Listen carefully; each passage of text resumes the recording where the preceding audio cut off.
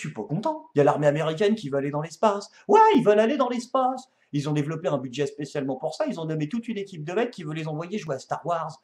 Non, mais qu'est-ce que c'est que ces conneries? Je veux dire, avant de vous occuper de ce qui se passe là-haut, vous pouvez pas vous occuper de ce qui se passe en bas? Non, je vous parle pas de vous occuper de la famille ou d'en avoir quelque chose à foutre de la planète. Je veux dire, juste votre propre pays déjà. Non, parce que quand on vit dans un pays où 7% des Américains pensent que le lait chocolaté provient des vaches marrons, t'as deux options. Soit tu te dis, ouais, mais bon, ça fait que 7%, soit tu te dis, ouais, mais 7%, ça fait quand même 24 millions de personnes. Un tiers de la France. D'ailleurs, en parlant de la France, là aussi, ouais, il faudrait songer sérieusement au grand remplacement. Ouais, non, non, mais je parle dans Chez En Marche, là. Petite question, puisque j'aime, voilà. Euh, Vous leur filez quoi à bouffer? Non, sans déconner, vos députés, là, vos candidats à la con, là, c'est dans les graines. C'est dans les graines que vous leur avez donné. Parce que toute l'équipe de bras cassés qui sont passés, là, et tous ceux que vous avez présentés, moi, je pensais que Anissa Kedler, là, ouais, celle de l'autre fois, là, c'était le summum. Non! Mais non, il y a pire. Vous en vouliez tellement des députés que vous avez élevé ça en batterie. Ça nique le cerveau. Il n'y en a plus un qui fonctionne. Certains détails de la campagne restent un peu flous. Comment est-ce que ça se passe en termes de financement de cette campagne? Je pense qu'on fait un emprunt, ouais. Tu penses qu'ils font un emprunt? Ouais, t'es sûr, tu sais pas. C'est peut-être des braquages, j'en sais rien. J'ai pas étudié la question. Oh la vache, elle ne sait même pas comment est financée l'escroquerie. Ouais, c'est comme pour toutes les... Ouais. Les modalités restent encore à définir. Mais c'est encore à définir, oui. Ouais, c'est encore à définir, parce que c'est ce qu'il lui a dit de dire, parce qu'elle était paumée l'autre. Oh. Alors, ce qui a prévalu à ma candidature et qui fait que je me suis engagée pour le mouvement La République En Marche, c'est le fait de défendre le projet avec la nation proposé par le président de la République Emmanuel Macron. Ah bon? Moi je pensais que t'étais là pour jouer au golf. Ah bah oh le niveau. Alors, j'axerai sur 3 axes. Les grandes lignes de mon programme, premièrement, concernent l'éducation. Je pense qu'il faut absolument mettre l'accent sur les mobilités. Les mobilités, voilà, ça c'est du En Marche, ça ne veut rien dire, putain. Qu'elles soient géographiques, spatiales. La mobilité spatiale, d'accord. Tu veux aller dans l'espace, c'est ça en fait le projet, t'es comme les Américains là, c'est vrai que les gens ont des difficultés pour se rendre sur Uranus, on peut s'y intéresser. Il y avait que Jacques Cheminade sur le créneau, c'est vrai que maintenant c'est la Jacques Cheminade En Marche, quoi. Voilà, parce que nous avons beaucoup de périurbains. De l'espace, par contre, c'est la ceinture à côté de Tatooine. Ils ont des problèmes de contrebande. Je sais pas ce qu'elle raconte, c'est chaud. Et cela engorge notamment les autoroutes, etc. Donc il faut vraiment mettre l'accent sur la mobilité. Ouf! Non, mais c'est comme des phares, en fait, ça empoigne. Je me propose, en fait, de co-construire mes propositions de loi avec mes citoyens, avec mes concitoyens. Et donc ça, c'était Émilie Guérin. Elle a été élue, par exemple. Mais c'était pas la pire. Ah non, non, non, non! Il y a encore pire que ça! La polémique de cette campagne dans votre circonscription, cette condamnation pour faux et usage de faux et usurpation d'identité, c'était en 2011, Oumria Berrada. Une bonne fois pour toutes, quelle est votre version?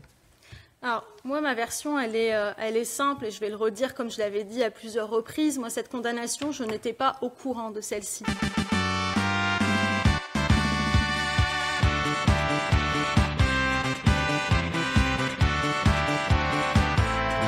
À partir du moment où le modèle social français a effectivement par rapport à la crise actuelle, c'est pas quelque chose qui est contradictoire avec les propositions d'Emmanuel Macron sur l'évolution de l'emploi par rapport à la situation actuelle. Effectivement, le problème de Michelin, c'est une situation qu'il faut faire attention pour ne pas la généraliser sur le territoire. Notamment, il y a d'autres industries, comme l'entreprise Klein ou n'importe, que j'ai rencontrées, et qui disent qu'effectivement, il y a besoin d'un soutien de l'État.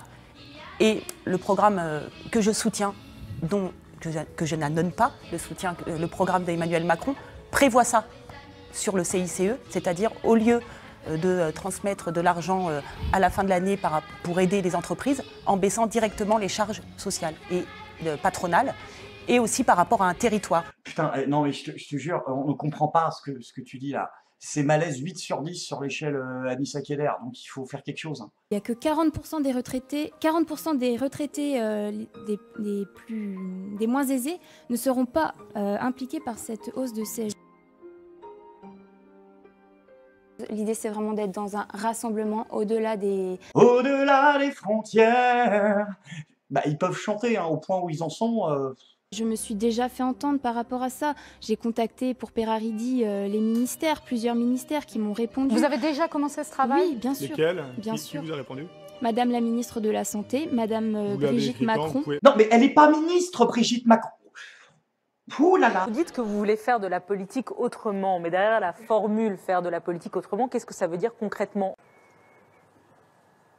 Bah écoutez, moi, d'abord, je ne suis pas une femme ni un homme politique. Je suis juste issue de la société civile qui veut m'investir pour ma région, tout simplement. Donc moi, autrement, c'est être sur le terrain. D'ailleurs, comme je le suis moi ce soir, puisque je suis dans une manade magnifique, emblématique de Vauvert, et c'est être à l'écoute des gens, comprendre les problèmes et pouvoir être pragmatique et tout de suite m'occuper des dossiers et faire remonter le mieux possible à Paris, tout simplement, voilà. Mais c'est dingue, cette incapacité à répondre à une question simple. Marie-Sara, s'il y avait une mesure, un aspect du programme d'Emmanuel Macron qui vous séduit particulièrement, lequel serait-il? Mais vous savez, c'est cet espoir donné aujourd'hui à tout le monde.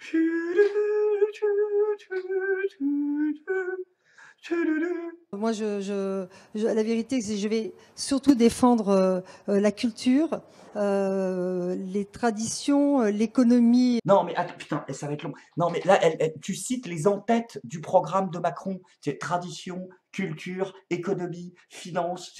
Tu vas pas dire ancien combattant, tu vas pas dire armes. Enfin, arrête, on te demande ce qu'il y a dedans, bordel de pompe à cul. Peut-être que vous allez nous répondre un peu comme tous les nouveaux visages d'En Marche, mais est-ce que vous êtes plutôt à gauche ou plutôt à droite? Moi, je suis ni à gauche ni à droite. Voilà. Je suis juste En Marche. Ouais, enfin, toi, t'es En Marche, mais ton cerveau, non, hein, par contre. Ah, il ne marche pas. Il n'a pas suivi le grand mouvement. Ma suppléante était la candidate du Parti Socialiste. C'est ni de gauche ni de droite.